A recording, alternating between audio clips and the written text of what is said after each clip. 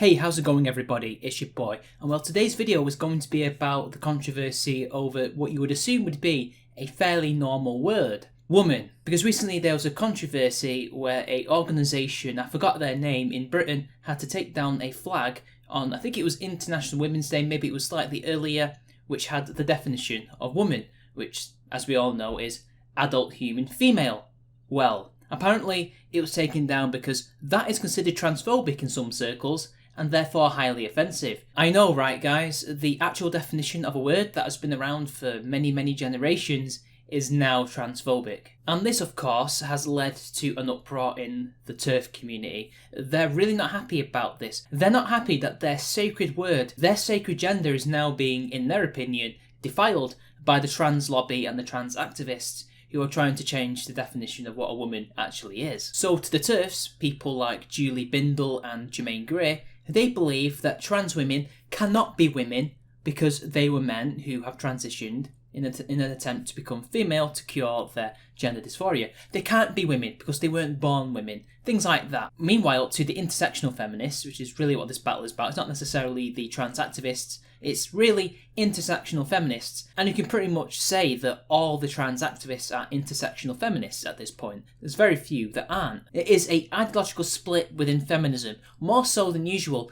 This is one that has potential to derail the movement completely. And I, for one, I'm enjoying it, obviously. To the trans activists, though, they believe that it doesn't matter if you were born female or you become female, you are a woman. Therefore, trans women should be included under feminism in the whole umbrella, basically. Because it's inclusive, because these people, basically, in their opinion, in their minds, are female, but on the outside, physically, they are male. They're technically women anyway, so feminism should incorporate these people. Although on the TERF mainstream, on the ones who aren't quite as extreme, they don't see trans women as a threat. They just don't see them as women. There are certain TERFs, some would say they are the fringe, but are they really? They are the ones who think that trans women is just a ploy by men to infiltrate feminism and destroy it. Yeah. Just because they're TERFs doesn't mean they haven't stopped the man-hatred. It comes from man-hatred, this, I guess you could argue, transphobia. In fact, the split has gone so bad that even the Labour Party is having problems with it too, with Rebecca Wrong-Daly going out there and creating a witch hunt, a purging of the transphobes in the party, basically the TERFs. Because the Labour Party, if she becomes leader, if she continues Corbyn's really good work, right, winning the argument, it will become intersectional in nature. And I'm not sorry to say this, TERFs, but I'm afraid that you get what you deserve. Because this is really your fault. It's your fault that all of this happened in the first place. And allow me to explain why it is your fault. Or rather, your intellectual ancestors, people like Jermaine Gray, people like Julie Bindel, etc., those types. It's their fault, really, that you're in this mess in the first place. For you see, in the 1960s, maybe in the 1950s, and especially in the 70s and 80s and 90s, feminism was basically either adopted by postmodernism or adopted postmodernism itself, which meant that the new feminist intellectuals began to deconstruct, because this is what postmodernism has in its locker, deconstructionism.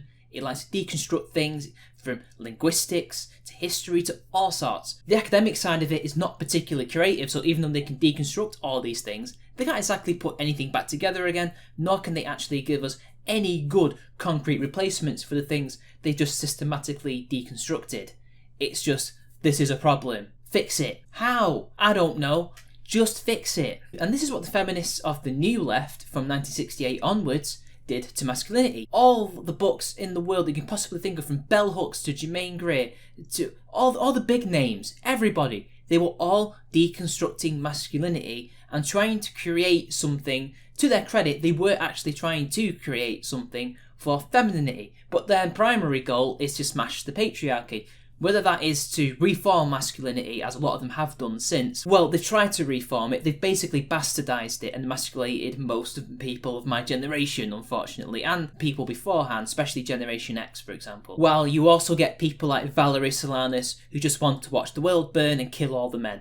Or maybe just enough, about 90% of us, so that 10% of us are left over for breeding purposes. Because You know, nothing speaks smashing the patriarchy than being exactly what you accuse all men of doing, which is to treat women like baby-making machines. Yeah, there's no hypocrisy there. But all of it comes from the deconstruction of masculinity, their attempts to deconstruct and destroy the mortal enemy, which is, of course, men. But lo and behold, some people from the Bell Hooks school, because she was the one that basically invented intersectional feminism as we know it, decided, well, okay, we've deconstructed males, we have deconstructed masculinity, and we're beginning to restructure it into some form that we think will reform men, that will destroy the patriarchy. Basically simps, soy boys, etc. They are created as a result of this deconstructionism. But what if we do it to femininity too? Because surely there is some merit to deconstructing this. What is a woman? What even is a trans woman? Because in the 70s onwards, there was a legalisation throughout Europe and the world, not all areas of the world obviously, of transgenderism. People were able to have sexual reassignment surgery from the late 60s and 70s onwards in increasing numbers, which I guess to some of the early adopters, to some of the early feminists who were beginning to look into this, and especially later on, especially nowadays, this created a new problem.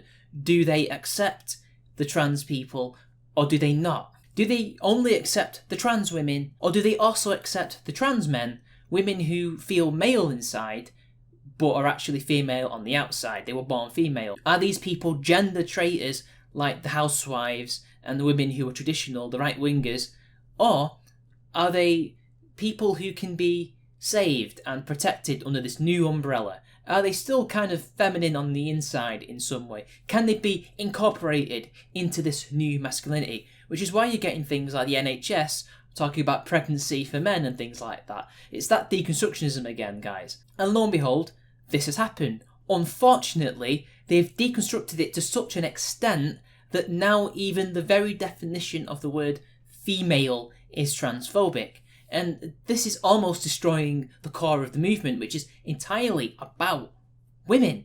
You know, adult human females and also, of course, girls. It has now gotten so bad that the intersectional feminists are now the majority of the feminist movement at this point. It's pretty obvious that they are the mainstream. The TERFs are very much the minority. They are very much not the mainstream anymore. People like Jermaine Gray have been completely ostracised from the feminist movement utterly because, well, they're considered transphobic. Whether or not they actually hate trans people or not, it doesn't matter, because they don't view them as truly female or truly male in the case of trans men. They are verboten, they are unto mention, and they need to be getting rid of, they need to be purged. And I'm sorry, TERFs, but it's your fault because you introduced this deconstructionism, this post-modernist technique into your movement, because you were so obsessed with destroying men that this is the end result, because these people have gotten it into their heads that if they can do it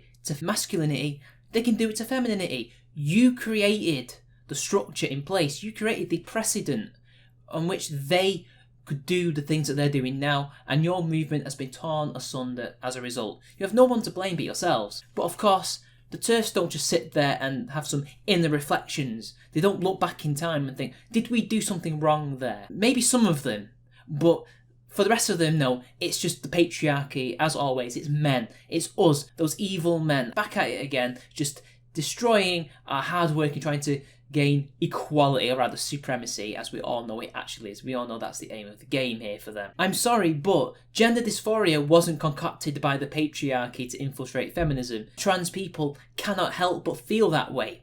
They cannot help but feel that the only choice that they have in order to fix their issues is to go into gender reassignment surgery. I don't really judge them on that. They're adults, most of them, and they can make their own choices in life. There's a mental issue with them, and that's why it's in the DSM-5. I didn't invent that. My dad didn't invent that. Your sons, your brothers, uncles, fathers, whatever, they didn't invent that either. The politicians didn't invent it either. I'm sorry, I'm very sorry, but we didn't do anything this time. It's all on you. But go ahead, blame us. I don't mind. You're just going to completely miss the point of why all of this is happening in the first place. You will attack us when you should be attacking the intersectionals, and it's only going to destroy your movement further. And I can just sit back and watch with popcorn. I don't need to do anything at this point, because You're doing my job for me. I now no longer have to work harder in order to actually get legal equality and things like that for men and women. All I have to do is watch you lot destroy yourselves, and hopefully the same voices in the world will prevail and you lot will be left squabbling to yourselves, having lost all your power. I can't wait for that. Maybe we can actually rebuild society. Maybe we can actually build society on fair principles for men and women. Maybe we can finally outlaw all genital mutilation. Maybe we can finally give all men and women reproductive rights. Maybe we can make sure to make the justice system fairer, get rid of the bias towards women. Maybe we can help make the family courts much more fair as well, to get 50-50 parenting when there's no abuse involved or anything like that. Maybe we can rebuild the relations between men and women. Maybe we can rebuild the trust that was lost, and we won't be deconstructing anything. We'll actually be creating something. And I'm sorry guys, but it looks like you probably won't be along for the ride, because you'll be too busy trying to either derail the train or you will be on your own train fighting each other. And I'd rather you just fight each other and let the adults in the room actually try and solve society's issues. So anyway, TERFs, that's really all I have to say to you guys, and the intersectionals too, because, you're both as bad as each other. And, a lot of anti-feminist YouTubers like Sargon were saying, they feel bad for the TERFs and things like that, and, I don't want to see you lot silenced in any way or anything like that. I don't agree with that at all. I don't think it's fair that TERFs are being deplatformed. I don't agree that they're being harassed. And I don't like the TERFs doing similar things to the intersectionals if they get a chance to do so, which is not very often, but it can happen potentially. You're all a bunch of authoritarians. But I wish I could feel sorry for you. A lot of people do feel sorry for you, but I just don't, because you created this for yourselves. You created your own problems. I'm sorry, TERFs, but you can't rely on the man to open the jam jar this time. See you later.